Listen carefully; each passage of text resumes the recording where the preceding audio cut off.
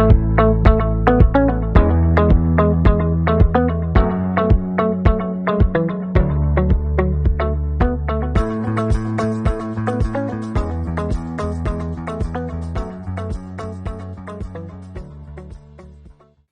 and welcome to Beyond the GPA. My name is Maura Mulligan. And I'm Anna Maria Wenner. We thank you for joining us today. We've had a number of families checking in with us and trying to find out a little bit more about what we do. Like, what specifically does it look like if they're working with us, Anna Maria? I know we've sort of gotten that question a lot. Like, what exactly do you do when you work with families? And so we thought we would take a little time today and walk some people through just a snippet of some of the work that we do, that beginning work with families.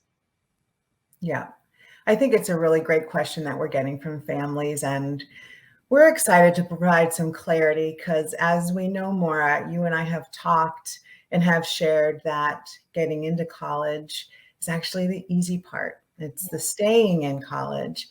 And our experience has allowed us to really understand the skills necessary. So the first thing that we do with parents and students is to give them an assessment so we can better understand the strengths and the growth opportunities that the students have at this point and where we need to direct our work. So you and I really spent intentional time creating an 80 question inventory of questions that, from our experience, we know are necessary skills for a student to go from orientation to graduation in college. And Maura just put up just a sample of the questions that we ask. Again, it's an 80 question inventory. And it takes maybe a half an hour to 45 minutes, which can be intimidating, but the questions aren't difficult. It's really just based on a student's experience and where they are strong and where they might think they lack some skills. So we really ask them to reflect on their personal experience about where they are right now. And we also ask the parents to complete the survey as well, because we know that allowing two perspectives provides you and I a greater overview of the starting point for you and I and the student to continue our work.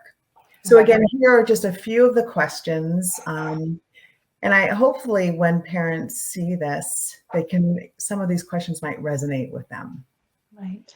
Well, I think that's what we have liked the most in going through this process is having kind of both those lenses and the questions. And, as Anna Maria said, this is just a snippet, really getting both perspectives, a parent perspective and a student. And sometimes we're seeing those perspectives are really in alignment. And sometimes we'll see a few areas that are off. But these questions are really based on sort of the top 10 skills that we think students really need to be successful at the college level.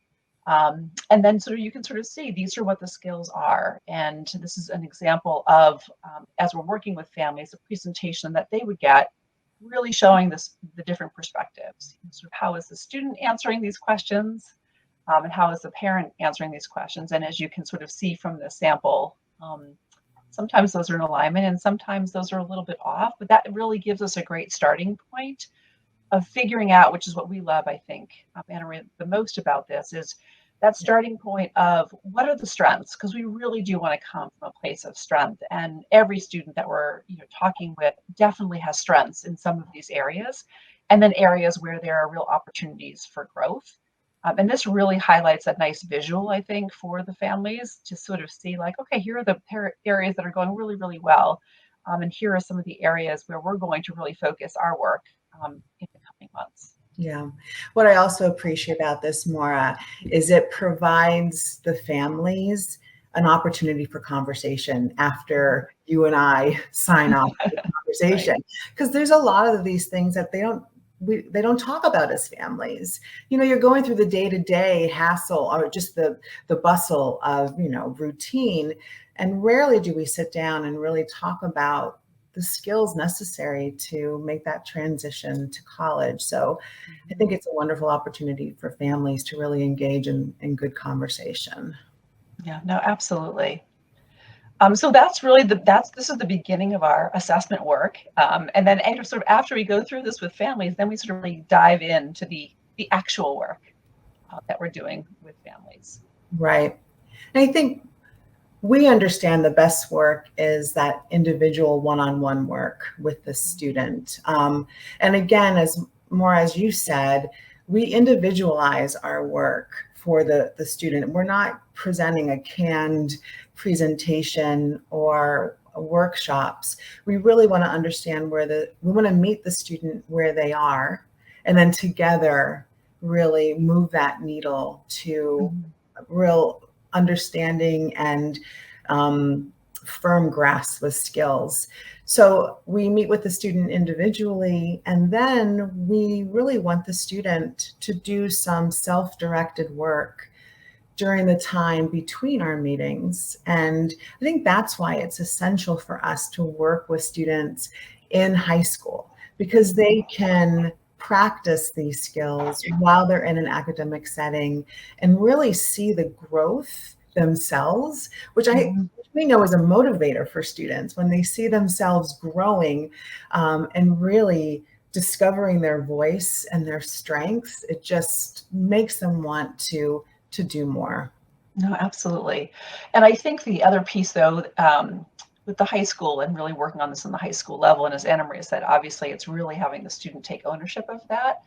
But we also know some students still need that parent support and encouragement sometimes in working on this. And so this is what we have sort of found is that those high school years are a nice opportunity because the student can sort of take those leaps at independence and really working on these pieces.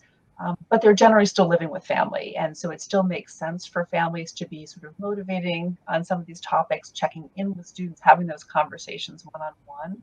That maybe gets a little bit harder once they get to college to be able to do that. So that's really, really like that timing comes in nicely in that partnership with families.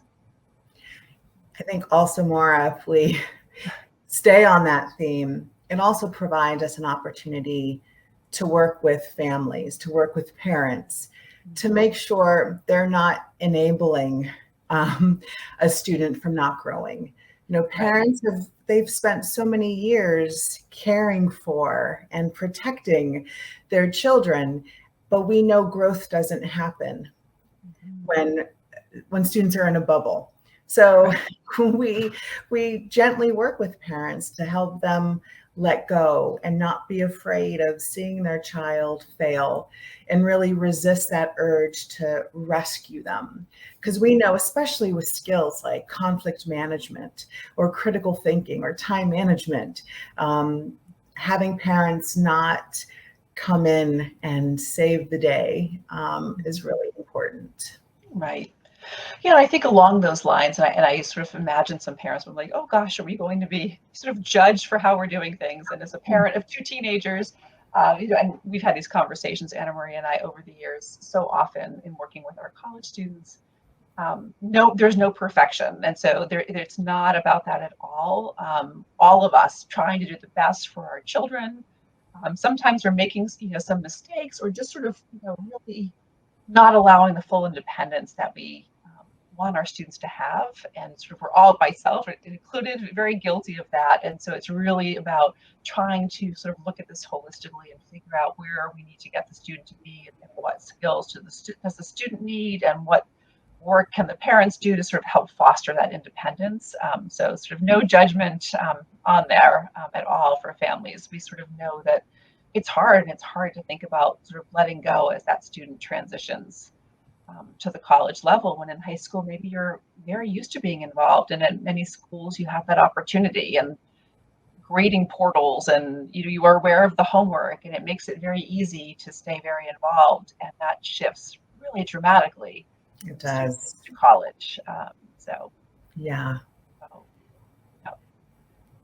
And so one of the other things that we do sort of in terms of really thinking about the student piece, and Anna Maria can talk more to this, is asking the student to sort of journal their experience as they go through this. We really want students to be reflective and really thinking about that the work that they're doing with us and on those skills and really documenting that. It's helpful for us, I think, to see in working with students, like what's working really well or what things maybe aren't working so well. Like, oh, that exercise didn't make sense, or the work we're doing in this area is not sort of working. We need to really rethink what we're doing, which can be helpful. But it's really also a nice document, I think, at the end for students to look back and reflect on where they've come from. Because I think so often we're so quick, Anna Maria, to sort of be critical, or students sort of feel like I haven't done enough in this area. And sometimes that journal can be really helpful. It's sort of so like, hey, when we started working together, this is where you were at. And now a few months later, look at all the things that you've really gained mastery of. And I think that what we've learned, which is helpful, it's an online journal. So we can interact with the student in real time and provide feedback. So we encourage students to journal, but also to ask us questions. Like if you reach a pinch point, or you have a question, or you tried something and it wasn't quite as successful as you thought, this gives us an opportunity to really engage with the student during the time between our sessions, and really just continue that conversation. And I just think, we've talked more. Journaling is just a really great opportunity that I think our young people don't have as often as we did when we were in high school, to really express their thoughts and put it down on paper. And I love what you said, Maura. It really does provide this history of growth that, again, is just this motivating factor for students. Because I think when you're living it, you don't really see the growth. But when you pause and look back and see where you started from to where you are, it's really wonderful. It's heartwarming for us to see students put in such hard but important work. Right. Yes, absolutely. And that's also something that can be shared with families if families want to also see that as well. And some of this. I'm sorry to interrupt. I think it's important, though. It's the students. The student can decide to share it with the families. We would not share it with the family because we really want the students to have that private opportunity to express what they're feeling. Right. Yes, absolutely. And hopefully, the journaling piece would be something that we would really love students to even continue into college, even if it's in a different kind of manner than this, and maybe even if not working with us, that sort of journaling can be a really helpful tool for students to have in terms of coping when they're overwhelmed and being able to write their feelings, or to look back on their journal work with us. If they are suddenly struggling with time management once they get to college, and being able to sort of go back and look at some of that work that they did during their time with us. Yeah. I'm glad, Maura, that you talked about after the transition to college, because one of the things that we're most proud of in our work is we want to continue our connection with the student once they transitioned as well, and connecting with the student within that first 4 to 6 weeks when they're in college, which is really that critical time where students make connections and really feel like the college they're at is home, and they feel safe and secure there. So I think that our continued work in having a session just to check in with the student to see how they're doing and how can we help and how can we explore resources at the college of their choice is a really important piece of that whole experience working with them. Right. Yeah, no, absolutely. And I think that's sort of our goal for student success, right? So it's sort of working on these goals now, and then to really have a successful transition to college. And as Anna Maria, as you sort of said, that first 4 to 6 weeks, we often will say to families, getting to that mid-October midterm period of time, which often coincides maybe with a family weekend, something like that. That's generally when we start to see some of those transition issues for most students have settled. But those first, 6 weeks or so can be sometimes rocky, and that's where having that check-in with us and being able to sort of kind of make sure students are still on track and kind of honing or readdressing, an issue if necessary, and reminding them of the skills they worked on, so that we get through that transition in a really successful manner is what's so important to us. Yeah, that's our hope, is just success. And success looks different for every single student. But once we were able to define what a student identifies as success, it's always enjoyable for us to celebrate their successes.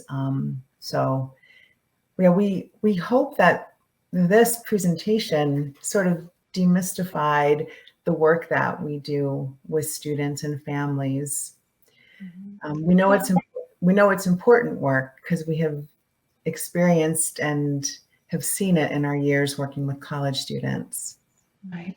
Yeah, I hope that sort of seeing this really allows people to see sort of the individual work as well, because we know each family has a different situation. We know each student has different challenges and different strengths that they're working through. And I think just sort of hopefully having you see the opportunity of really to dive deep, really personally to you, to the student, and to your student is really a wonderful opportunity. So thank you so much for joining us and paying attention to this. And if some of what we talked about today, if it's sort of hitting home for you and you're sort of feeling like, okay, this is something I think I'd like to explore more, please reach out to us at Beyond the GPA for more information. Yeah, we thank you in advance and we wish you the best of luck. And we look forward to continuing the conversation.